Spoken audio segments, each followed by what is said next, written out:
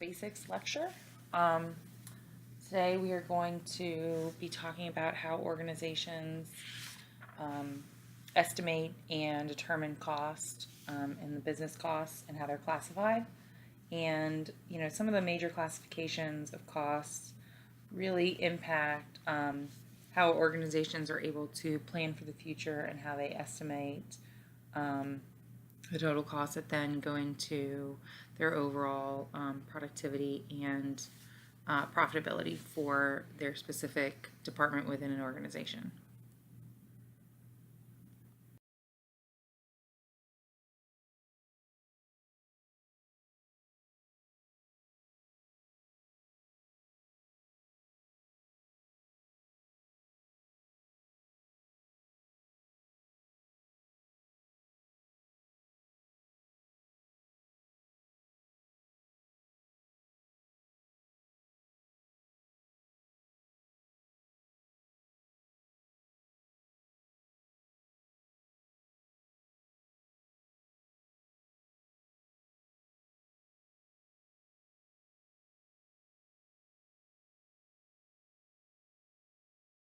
Basically, two primary basics of managerial accounting. Um, so, accounting has two areas there's managerial accounting, and there is financial accounting. And managerial accounting focuses on the development of information that's used internally for managers to make decisions.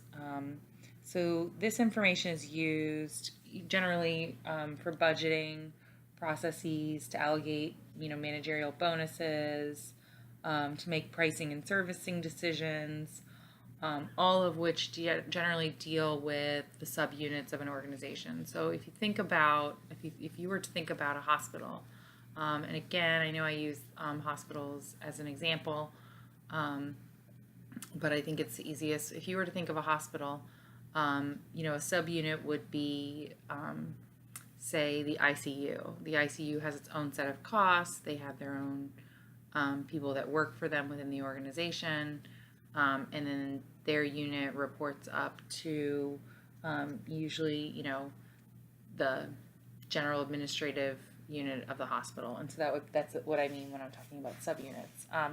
So in addition, managerial data can be compiled for special purposes such as assessing alternative modes of delivery or projecting profitability, or if you're working on a reimbursement contract, you'll generally look and refer to managerial accounting. So in general, managers tend to be more focused on the future than what has necessarily happened in the past. And as a result, they tend to focus on the future in terms of managerial accounting. Financial accounting, on the other hand, focuses on the reporting and the operations, and generally gets reported to the outside. It's actually what's happened in the past. It's generally what you see. It's the result of what the results of financial accounting. Is what you see when you look at an audited financial statement. And if you're looking at the current financial statement of an organization. In terms of how we allocate cost, now remember, cost goes back to what you see on the income statement, and cost drivers are. It's extremely important to understand what the cost drivers are within an organization, because they can greatly impact the ability for an organization to be profitable. If your costs get out of control, you struggle to be able to have a margin, and you can very quickly lose all profitability. So generally, we classify costs into two ways: fixed and variable costs. So fixed costs are more or less known with certainty, regardless of the level of volume within a relevant range. So an example could be, if you, you have to pay these costs, for example, I'm trying to think of a good example. You know that you have a fixed cost if you're renting a building. You know that you generally have to pay, you have an administrator who works or an office manager that works for your office. You have to pay their salary no matter what, no matter what happens in terms of bringing people in the door. And so that's fixed. You can't it's not linked specifically to the level of the volume.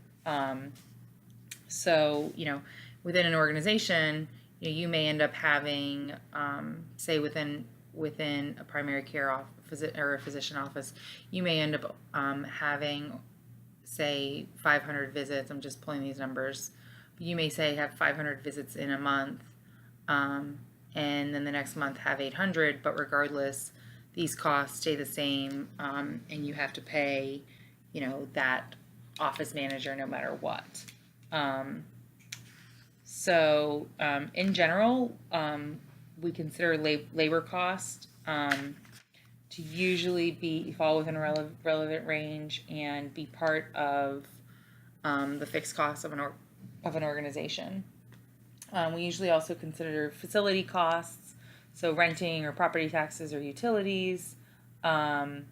Also, the rental payments for any diagnostic imaging equipment are considered fixed costs, generally because, again, you're typically locked into these expenses for some time, regardless of the volume fluctuations that you have for that. And of course, it's important to note that no cost is 100% fixed over a long period of time. So at some point, if you increase your volume to a certain degree, you're going to have to hire an additional resource as an office, to do administrative things. So that office manager will get, you'll get a second office manager. You're going to have to buy more or rent more space. So nothing, even within fixed costs, nothing is completely 100% always fixed. And same thing, at some point you'll be able, if your volume is dropping consistently month over month, at some point you'll be able to get out of your lease. Next, we identify costs as variable costs. So these are costs that are related to volume. So whereas some costs are fixed regardless of the volume within a relative range, other resources are more or less consumed as volume dictates. So the costs that are related to volume are called variable costs. An example of a variable cost would be clinical supplies, rubber gloves, tongue depressors, bandages, etc. So, as you as you use volume, as volume increase, when you have a unit of volume increase, you're going to end up using, using those things that I just listed, and so therefore those are variable costs. If you don't, see patients, you won't use the gloves. If you don't see a patient, if you don't give a shot, you won't use the syringe. So that would be a variable cost. Now, some healthcare organizations do pay their employees on the basis of the amount of work they performed, so hourly. And in this case, this would convert labor costs to from a fixed to a variable. So the bottom line is that fixed costs are independent of the volume of services delivered, whereas variable costs depend on the volume. So I think, if you're having trouble understanding this, I think you want to think about things that are directly related to patient services, to a patient service unit. So when I say a unit, like an actual patient visit, and what is used then in those costs versus what are things that you have to pay for no matter what, no matter if you see a patient or not. The next type of cost classification for direct and indirect get into the second major cost classification is relationship to the unit being analyzed. So there are some costs so specifically about 50% of all large healthcare organization cost structures are unique to the reporting subunit. So then, hence, they usually can be identified with relative certainty. So, an example of this would be to think about the hospital's clinical laboratory. Certain costs are unique to the lab. So, for example, salaries and benefits for the technicians who work there, and the cost of the equipment and supplies used to conduct those tests. These costs would not occur if the lab was closed. If the lab were to close, and they're classified as direct costs to the department. Direct costs generally constitute a portion of the lab's total cost, and then the remaining resources used by the lab are not unique to the lab. So they may share a lot of resources of the hospital. So an example would be that the lab shares the hospital's physical space. They also share the infrastructure. They may use the health IT system, utilities, housekeeping, maintenance, medical records, and just overall general administrative HR type stuff. So the costs not borne solely to the laboratory but shared by all of the hospital departments are called indirect or overhead costs. So again, the direct costs under cost classification 2, so direct versus indirect or overhead costs, go back to asking the question of what is very specific to this unit, this organizational unit within a hospital. So I use the example of a laboratory. If the lab closes, would we still have these costs? Versus the indirect costs are the costs that the lab, even if the lab closes, are still part of the organization. So I'm trying to think if there's anything else we really need to note about this. I think that one critical concept is, in addition to the relationship to volume, costs can be classified by the relationship to the unit that they're being analyzed. And so remember that costs that are unique to the department and hence would disappear if the department were abolished, or if you got rid of the department, they're direct, and then the costs that are incurred that use resources shared by the organization are classified as indirect. In this case, so these two cost classifications, fixed, variable, and direct, indirect, they kind of overlap each other, and that is that fixed costs typically include both direct and indirect costs, while variable costs generally include only direct costs. So, for example, the fixed costs of a hospital lab include both labor, which is direct, and facilities, which is overhead, but the variable cost, reagents or other supplies that are used by the labs to do either the tests or the tubing and all that sorts of stuff are all considered direct costs.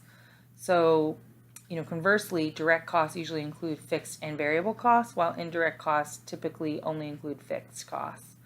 And so I get that the mixing of cost classifications can give anybody a huge headache, and it's a little bit confusing the first time you hear it. But the good news is that generally people classify these costs independent of each other, and they don't kind of talk about them in the way that I just did.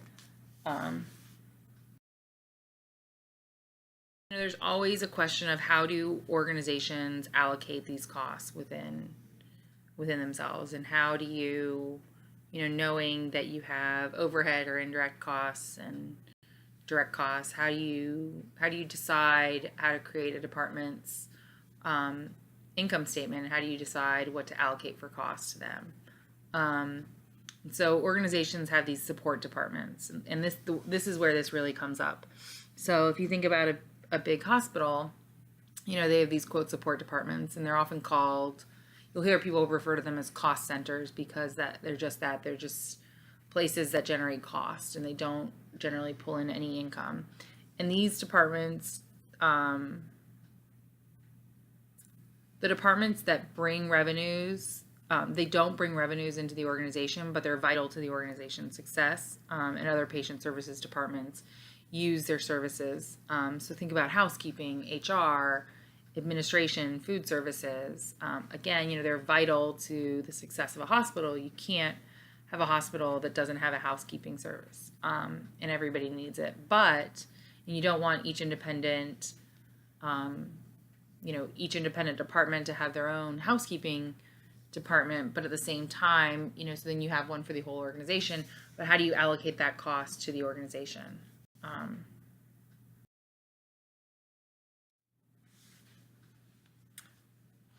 Okay, guys, so there are here are three terms you need to be familiar with. First is cost allocation. So a critical part of cost measurement at a department level is the assignment or allocation of overhead costs. So cost allocation refers to a process within health services organizations where managers allocate the cost of one department to another department. What costs within a health services organization are we talking about? Typically, these are facility and support personnel, building costs, land administrators, financial staff, housekeeping, maintenance and personnel. All of these have to be allocated to the departments that generate revenues for the organization, so that you have a true understanding of the type of costs that they have as part of the organization. So the allocation of support costs to patient services departments is necessary because there would be no need for support costs if there were no patient services departments. Clearly the proper allocation of overhead, it's essential to good business decision making within healthcare organizations. You have to do it. And the goal of it, the goal of cost allocation is to accurately assign all of the costs of an organization to the activities that cause them to be incurred.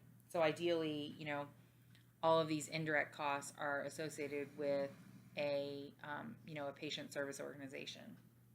Now, the next term is cost pools. So the first step in allocating costs is to identify the cost pools and drivers. Typically, a cost pool consists of all of the direct costs of one support department. However, if the services of a single support department differ, if there's a huge difference, and if patient services departments use the different services in varying proportions, the cost of these support departments may need to be separated into multiple pools. So just to allocate or to explain this or to illustrate it, think about the financial services department, and they may provide two significantly different services. They help with patient billing, and they also assist with managerial budgeting. So, let's look at, say, a routine care department that has proportionally larger, more patient bills that go through them than, say, the lab department does. But the lab department proportionally uses more budgeting services than the routine care department does. So in this situation, it would be best to create two cost pools, one for one support department. So the total cost of financial services would be divided into a billing pool and then a budgeting pool, and then the cost drivers would be chosen for each pool based on and the costs allocated to the patient services departments as described, and through cost drivers. But just to make sure we all understand in terms of cost pools, it's just a group of overhead costs that have to be allocated to patient services departments, and you generally want to make sure that it makes sense from a managerial perspective to group these costs together. And if they don't proportionally make sense, and you don't want to have them grouped together. The next term is cost driver. So a cost driver, it's the basis for allocating a cost pool. So one of the most important steps in the allocation process is, identifying your cost drivers. The theoretical basis for identifying cost drivers is the extent to which the costs from the pool actually vary as the value of the driver changes. So a good cost driver provides the most accurate cause and effect relationship between the use of services and the cost of a department that uses them. So an example would be, if there's a department that has, say, 10,000 square feet of space, and they use twice the amount of housekeeping services as a department that only has 5,000 square feet of space. You want the relationship between the actual overhead resource expenditure at the patient services department and the value of the cost driver, you want them to, to be better as a result of cost allocation. So effectively, you want to make sure that you're able to show that variation and allocate the cost effectively to the department that has 10,000 square feet for housekeeping services, and that they pay more and what they should be paying compared to the department that has 5,000 square feet and uses less housekeeping. So the department that has 5,000, shouldn't be paying the same amount for housekeeping services that the department that has 10,000 square feet of space. So effective cost drivers have two primary characteristics, and I would write these down for those taking notes as I recommend.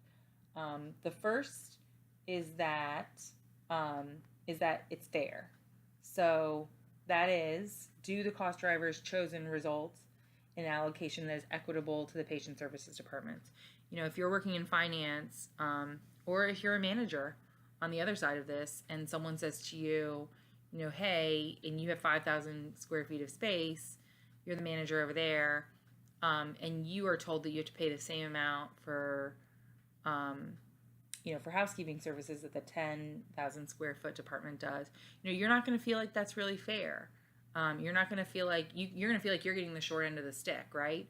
So the first two primary characteristic is it fair? And the second and perhaps most important characteristic is cost reduction, and that is, do the cost drivers chosen create incentives for departments to use fewer overhead services? So an example of this would be, inpatient department managers. They really can do little to influence overhead cost allocation if the cost driver for the administrative support is patient days. In fact, the action needed, they can't reduce patient days. So if it's based on that, that doesn't give them a lot of drive and would likely lead to negative financial consequences for the organization.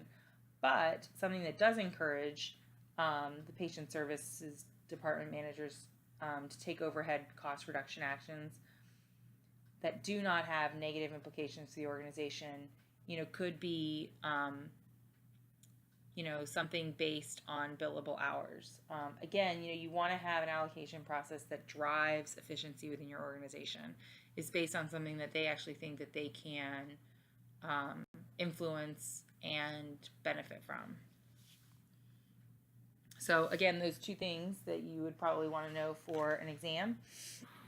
You would want to understand all three of these concepts, and also understand that effective cost drivers are fair, and then also they generally drive behavior or incentivize behavior to reduce cost. So just, a couple of pictures here for examples. The first is, here we have the housekeeping department. They have a total $100,000 total budget costs. So the first would be to determine the cost pool. So you would take that $100,000 and divide it by the total housekeeping hours provided to the organization, which is 10,000 total expected hours. And then you're going to take that 100K divided by 10,000, gets to $10 an hour.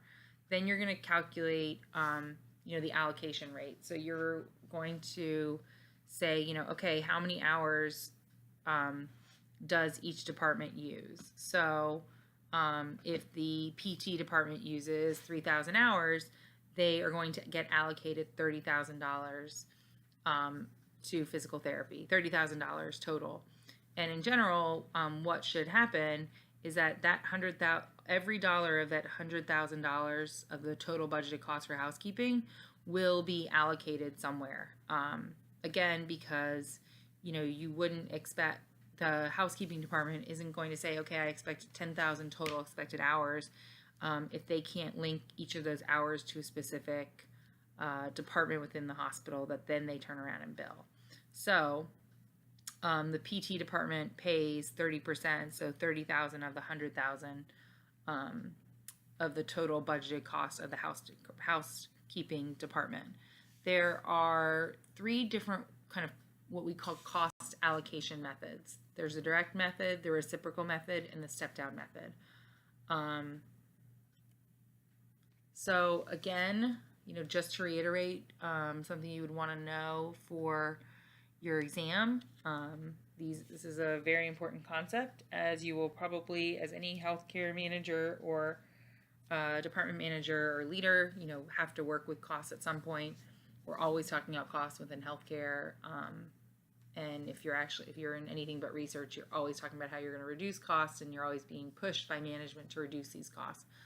So you want to remember that an effective cost driver is fair and will promote cost reduction within the organization.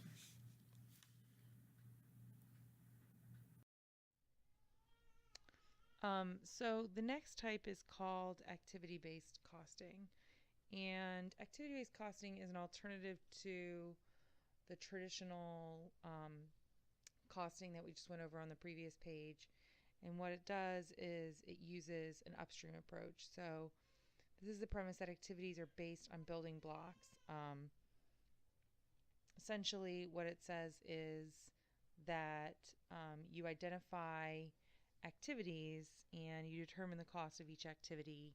You determine the drivers of these activities, and then you collect the data for all of the cost of each of those activities within a service, and then you calculate the total cost of the service by aggregating the activity cost. The hard thing about this is, is that it means that you have to know how much every single part of an activity costs. So, for example, if you're looking at, let's say it's a outpatient physician services office, and you go through a patient bill, and that every time they come in, there's a check-in. Patient checks in. Next, there is an assessment that occurs. So some sort of preliminary assessment. Then there's a diagnosis period. Then there's the treatment. There's a prescription writing. There's a patient checkout. And then there's a third-party billing. Now, each of these, that would be the activity in activity-based costing. Now, you would go through and you would you would need to know the calculation for what each of those annual costs are for each of those activities, and then you would take the number of visits and divide it by the annual cost, and you would get the actual allocation, like a per visit cost.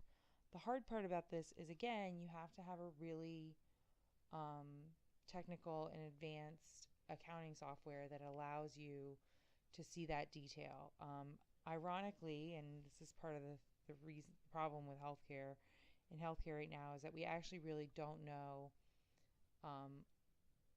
what these activities actually really cost in healthcare, and that's one of the biggest problems. For those of you who work in a healthcare organization, I would challenge you to go to your CFO, just ask them and say, hey, we're talking about this in my class. Do we know the exact cost of all of the activities for, say your department that you work in? And a lot of healthcare providers will say no, CFOs will say no. And it's not that they don't want to, it's just that, it's really hard to get to that granular detail in healthcare for healthcare organizations. And I think the larger the organization gets, the harder it is to get the information for activity-based costing. And again, so activity-based ABC allows managers to estimate the costs of individual services and hence provides managers with information that can be used in pricing and contract negotiations. So this is activity-based costing in healthcare, for those that can do it and do it, is a really powerful tool, because it actually, you can come up with the actual cost that it takes for an organization to, say, diagnose and treat someone, for, say, your annual physical checkup. And then you can price that annual physical checkup correctly when it comes, when you're negotiating your prices with insurance companies, you can actually negotiate those prices accurately. versus kind of going in blindly and not knowing if you're making money or not um, for each activity. Again, however, it requires resources. You have to have an accounting system. You have to be technically savvy enough within your organization to have that level of granularity within your cost detail. And a good amount of organizations just don't have that. There are three cost allocation methods that you need to understand, and what this goes back to is, the fact that there are parts of the organization that don't specifically bill for patient services. So um, HR administration, and then also sometimes strategy or housekeeping, etc. And these costs within an organization have to get allocated out because other parts of the organization that are revenue generating, and so specifically patient services do utilize these services. So the first method is called the direct method. So in this direct method, each support department costs are allocated directly to patient services that use these services. None of these support costs are allocated between support departments, and allocated support costs are only allocated to, again, operating departments. So if you think about it in the case of a healthcare organization, human resource costs are only allocated to patient services centers. So they're not allocated so between human resources and another support department. So there's no cost sharing between, or there's no cost allocated between human resources and housekeeping. It eliminates those relationships, or does not put a value on those relationships. The reciprocal method, on the other hand, what it does is it allocates it's a cost allocation method that fully recognizes all services provided from one support department to another support department. So it recognizes all costs between departments. So it can be a little bit complex.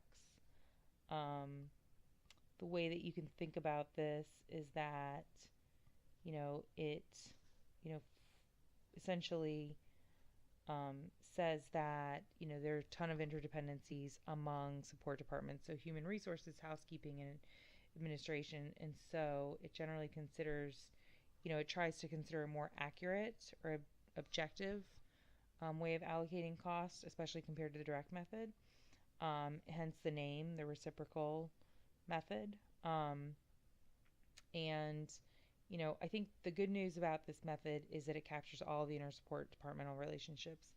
So there's kind of no ignoring of information. The bad news about this is that it can be relatively complex and relies on this kind of simultaneous solution of a series of equations that represent, how each department utilizes each other. And a lot of times, if you work in an organization where department heads are not all that savvy financially, this can be really complex. The last method is a step-down method. So this is a cost allocation method that partially recognizes services provided from one support department to the other. So there's a one-way interaction between support departments prior to the allocation. It's basically, it's like a step-down method. It's not as simple as the direct method, but it's also not as complex as a reciprocal method, and it's like a nice balance between the two. Hence, essentially, it's, it recognizes that there are some interdependencies, but it doesn't fully calculate the full range of interdependencies, and essentially provides a sequential stair-step pattern down to which how you allocate these costs down.